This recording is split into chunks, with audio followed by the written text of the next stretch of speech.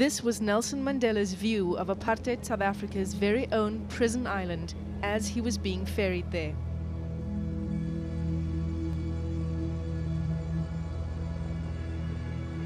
It was the middle of Cape Town's infamously fierce winters, and the choppy journey was only the start of the difficult years he'd spend there.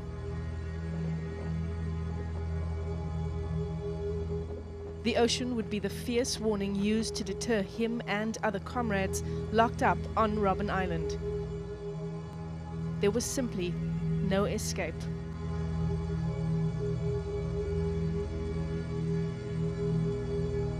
When Nelson Mandela and other prisoners arrived on the island, they were forced to strip down, throw their clothes into the cold Atlantic Ocean, and then put them back on again.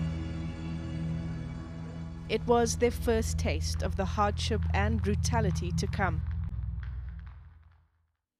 Confined to a small cell, his bed on the floor and a bucket for a toilet, Mandela was allowed one visitor a year for 30 minutes. He could write and receive one letter every 6 months. Mandela was forced to do hard labor in a lime quarry, hacking away at the surface of the rock and breaking bigger clumps of it into smaller pieces. The work itself had no purpose except to torture the prisoners forced to do it, year in and year out.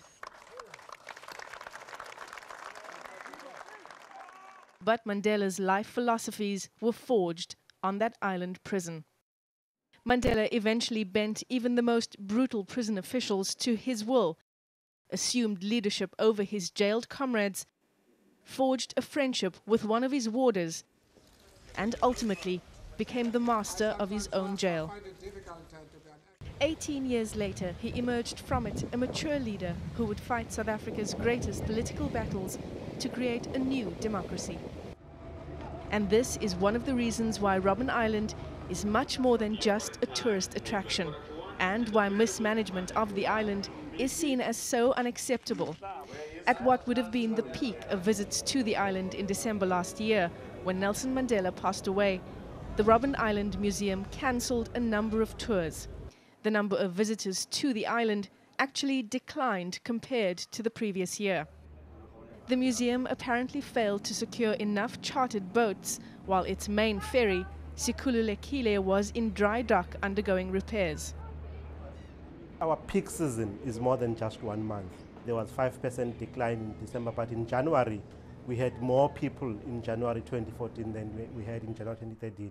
But unfortunately, it was no longer news as it was at the time when the DA went out and said our numbers have declined.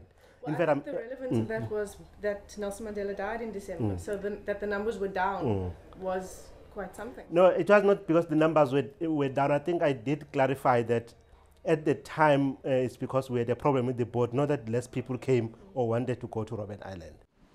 Over the years, the island has been embroiled in numerous accusations of mismanagement of its fleet and its money.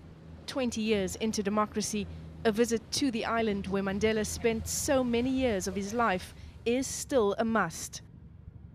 Once a place of imprisonment, exile and isolation, Robben Island now stands as one of Cape Town's most intriguing tourist attractions, and a trip to the island is an unforgettable and often emotional experience.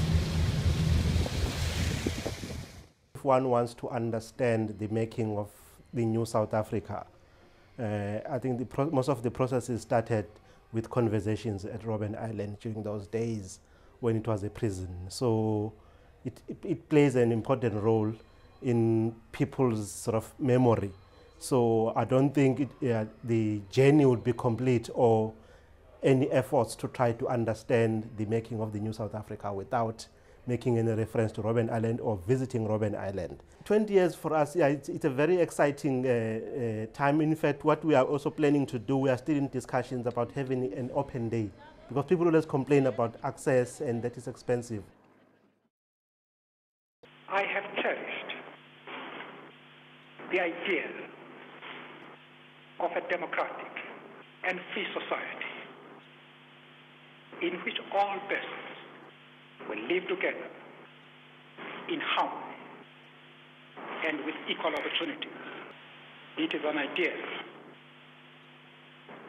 for which I hope to live for and to see realized. But my Lord,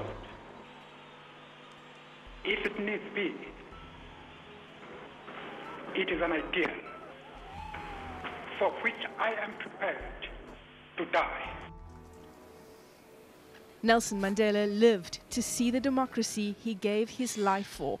The challenge now is to keep the story of his life and the lives of so many others alive in places like the Robben Island Museum. The upkeep and maintenance of both the ferries and the island are important, so that generations to follow remember not only the injustices of apartheid, but also the bravery of those who fought against it. Michelle Craig, Cape Town. You deserve to know more. eNCA.com